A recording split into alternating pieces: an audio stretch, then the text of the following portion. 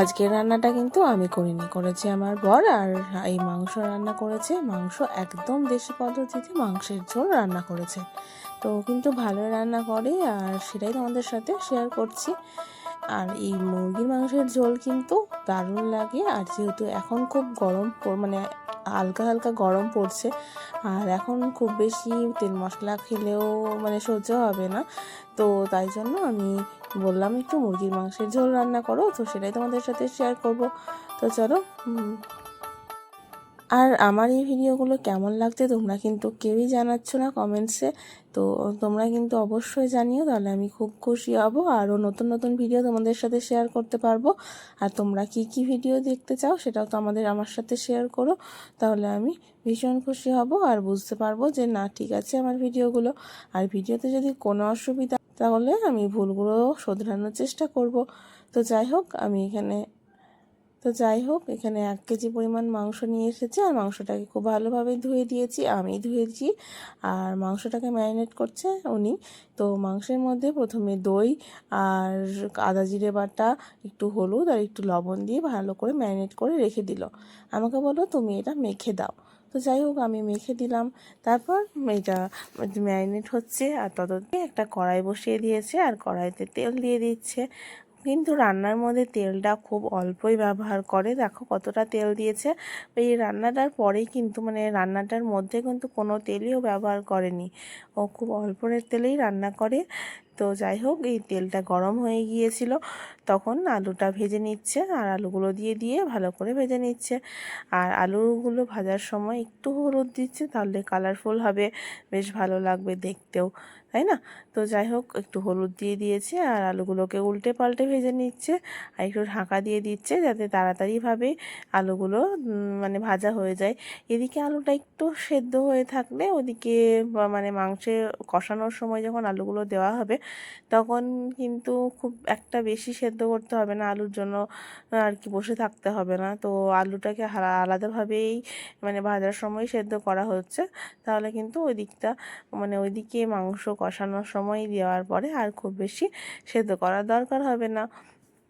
তো দেখো, আলুগুলো ভাজা হয়ে গিয়েছে, এখন আলুগুলো তুলে নিই। মধ্যে আলুর পরিমাণটা একটু বেশিই দিই, যাতে আলুটা মানে মাংসের ঝোলের আলুটা খেতে বেশ ভালোই লাগে। তোমাদের কেমন লাগে আমি জানি না, তবে আমার খুব ভালো লাগে।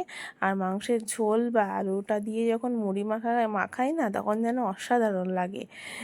তো তোমাদের কেমন লাগে মাংসের ঝোল দিয়ে মুড়ি মাখা, আমাকে কমেন্টস করে জানিও। তো যাই হোক, আলু ভাজাগুলো তাহলে ভাজা হয়ে গিয়েছে আলুগুলো, আর তুলে নিলাম। আর ওই তেলের ভাজা হয়ে গিয়েছে আলুগুলো, আর আলুগুলো তুলে নিল, আর ওই তেলের মধ্যেই একটা লঙ্কা, একটু তেজপাতা আর একটু পাঁচফোড়ন দিয়ে দিয়েছে। আর এই পেঁয়াজ দিয়ে দিচ্ছে। আর এখানে আমি 4টে পরিমাণ পেঁয়াজ আমি কেটে রেখেছিলাম, আর সেই পেঁয়াজগুলো দিয়ে দিচ্ছে, আর 3টে লঙ্কা মানে কাঁচা লঙ্কা দিয়ে দিচ্ছে। আর এই পেঁয়াজগুলো একটু লাল লাল করে ভাজার পরে একটা মানে 2টো পেঁয়াজের পেস্ট দিয়ে দিচ্ছে। আমি মানে 2টো রসুন মানে ছাড়িয়েছিলাম, তো রসুনগুলো মানে অল্প, যেহেতু রসুনের পরিমাণটা অনেকটাই কম, তাই মিক্সিতে কিন্তু মানে আমাদের মিক্সিটাতে অল্প পরিমাণ মশলা ঘোরানো হয় না, মানে পেস্ট হয় না। তো আমি ওর মধ্যে কী করেছি, 2টো পেঁয়াজ আরও দিয়ে দিয়েছি, যাতে রসুনের সাথে পেঁয়াজটাও আর কি পেস্ট হয়ে যাবে। তো তাহলে কিন্তু রসুনটা পেস্টটা ভালো হবে। তো যাই হোক, এভাবে পেস্ট করে নিয়ে আমি এই আদা আর রসুনের পেস্টটা দিয়ে দিলাম। আর রসুনের পেস্টটা দিয়ে দিল, আর এই যে আদা আর জিরে আমি আগেই বেটে রেখেছিলাম সেটাই দিয়ে দিল। আমি এখানেও 2 চামচ পরিমাণ ব্যবহার করেছে আদা আর জিরের পেস্টটা। এবার পরিমাণ মতো হলুদ দিয়ে দিয়েছে, আর হলুদটা দিয়ে খুব ভালোভাবে নেড়ে নিচ্ছে, দেখো। আর মশলাটাকে প্রথমেই কষিয়ে নিচ্ছে, যাতে মানে মাংস টেস্টটা কিন্তু এভাবে মশলা কষালে বেশ ভালো আসে। তাই মশলাটাকে যদি প্রথমেই কষিয়ে নেওয়া হয় না, তাহলে কিন্তু মুরগির মাংস যেহেতু, তাই কিন্তু এটার টেস্টটা ভালো হয়, খেতেও ভালো লাগে। দেখবে খাসির মাংস বা ছাগলের মাংস যেভাবে রান্না করা হোক না কেন ভালোই হয়, কিন্তু চিকেনটা যেভাবে রান্না করা হয় মানে সেভাবেই কিন্তু ভালো হয় না, টেস্টটার একটু হেরফের হয়। তো প্রথমেই যদি এরকমভাবে মাংসটা মানে মাংসের মশলাটাকে কষানো হয় না, তাহলে কিন্তু এর স্বাদটা ভালো আসে, খেতেও ভালো লাগে। তো যাই হোক, আমি আদা আর জিরে বাটা দেওয়ার পরে দুটো লাল লঙ্কা বাটা দিয়ে দিচ্ছে। আর এই বাটাগুলো না আমিই দিচ্ছি, মানে আর কি মশলাগুলো আমিই দিচ্ছি, একটু হেল্প করছি যাতে পাশে তাড়াতাড়ি হয়ে যায়। এবার মশলার মধ্যে দুটো টমেটো কুচি করে দিয়ে দিয়েছে, আর আবারও মশলাটাকে খুব ভালোভাবে কষিয়ে নিয়ে তাতে মাংসটা দিয়ে দিচ্ছে, আর মাংসটা খুব ভালোভাবে কষিয়ে নিতে হবে। মাংসটাকে ঢাকা দিয়ে কষালে না খুব ভালো তাড়াতাড়ি মানে কষানো হয়ে যায় আর কি, মানে মাংস থেকে জলটা ছেড়ে দেয়, তো তাই তাড়াতাড়ি কষানো হয়ে যায়। তাই এভাবে ঢাকা চাপা দিয়ে বারবার ঢাকা চাপা দিয়ে আর কি নাড়ছে, আর ঢাকা দিয়ে দিয়ে আবারও নাড়ছে, এরকমভাবে করছে। তো তাহলে কিন্তু মাংসটা খুব তাড়াতাড়ি নরম হয়ে যাবে। দেখো মাংসটা দেখে বোঝা যাচ্ছে অনেকটাই নরম হয়ে গিয়েছে, মানে অনেকটাই হয়ে এসেছে। তো যাই হোক, এরকম এখনও কিন্তু হয়নি, যদিও 50% হয়েছে, আর 50% কিন্তু এখনও হয়নি। তো যাই হোক, এটাকে এখনও কষতে হবে। একবারে ঢাকা দিয়ে রাখলে কী হয়, মানে পুড়ে যাওয়ার ভয় থাকে, যে যদি আমি মাঝে মাঝে না খোলা হয় না তাহলে পুড়ে যেতে পারে। তো তার জন্য এটাকে মাঝে মাঝে নাড়তে থাকছে। আর ভেজে রাখা আলুগুলোও এখন দিয়ে দিচ্ছে দেখো। আর প্রথমেই যদি আলু দেওয়া হয় তাহলে কিন্তু আলুগুলো গলে যায়।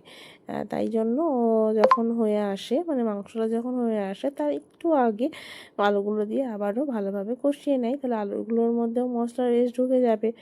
তো দেখো আলুগুলো দিয়ে ভালোভাবে মশলা কষানো হয়ে গিয়েছে। এখন একটা বাটিতে জল আমি গরম করতে দিয়েছিলাম। আমি বলেছি যে মাংসটা তাড়াতাড়ি করতে হবে, যেহেতু মানে আমার মেয়ে খাবে মাংস, মানে ভাত খাবে, 1:30 বেজে গিয়েছে।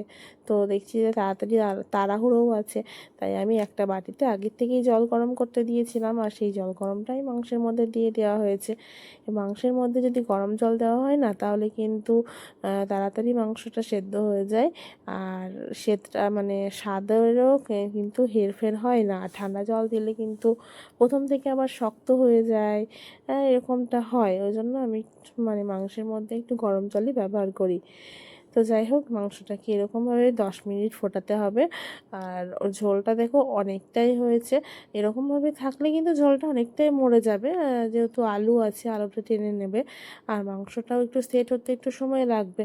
আর যে কোনো মাংসই কিন্তু রান্না করার পরপরই খেতে ভালো লাগে না, একটু যদি না থাকে, মানে রান্নার পরে যদি একটু না থাকে তাহলে কিন্তু খেতে ভালো লাগে না। এই মাংসটা যখন রাত্রে খাওয়া হবে না, তাহলে তখন কিন্তু খেতে আরও বেশি ভালো লাগবে। তো যাই হোক, আমরা এটা রাত্রে খাবো না, দুপুরবেলাতেই খাবো, দুপুরবেলাতেই রান্না করছে। তো কিন্তু একটু পরে খাবো, মানে আধ ঘন্টা 1 ঘন্টা পরে খাবো। তো যাই হোক, এই মাংসটার মধ্যে মাংসটা এখন হয়ে এসেছে, নামানোর আগে একটু গরম মশলা গুঁড়ো দিয়ে দিচ্ছে। আর গরম মশলা দিয়ে খুব ভালোভাবে মানে মিশিয়ে নিচ্ছে, না ভালোভাবে নেড়ে নিচ্ছে। দেখো ঝোলটা কিন্তু খুব বেশিও নাই, আবার খুব কমও নাই, মানে ভাত দিয়ে মেখে খাওয়া যাবে। আর এই মাংসের ঝোলটা কিন্তু খেতে ভালোই লাগে, রুটি দিয়ে বলো আবার ভাত দিয়ে বলো, খেতে কিন্তু আমার বেশ ভালোই লাগে, মানে আমাদেরও বেশ ভালোই লাগে। তো যাই হোক, একটু টেস্ট করে দেখছে খুন্তির মধ্যে নিয়ে, যে লবণ টবণ সব ঠিকঠাক আছে কি না। তো সব দেখলো ঠিক আছে। তো দেখো মাংসটা কিন্তু দারুণ হয়েছিল। এরকমভাবে রান্না কিন্তু তোমরাও করতে পারো। তাহলে ভিডিওটি কেমন লাগলো অবশ্যই জানিও। আর আমার এই নিত্য নতুন ভিডিও পাবার জন্য চ্যানেলটিকে সাবস্ক্রাইব করো, আর পাশে থেকো। আশা করছি সকলেই পাশে থাকবে, সকলেই ভালো থাকবে। তোর আমার মতো কারা কারা আছো যে এরকম মাংসের ঝোল খেতে ভালো লাগে, কমেন্টস করে জানিও। আজকের মতো এখানে শেষ করছি, আবার হাজির হব নতুন কোনো ভিডিও নিয়ে। আজকের মতো টাটা।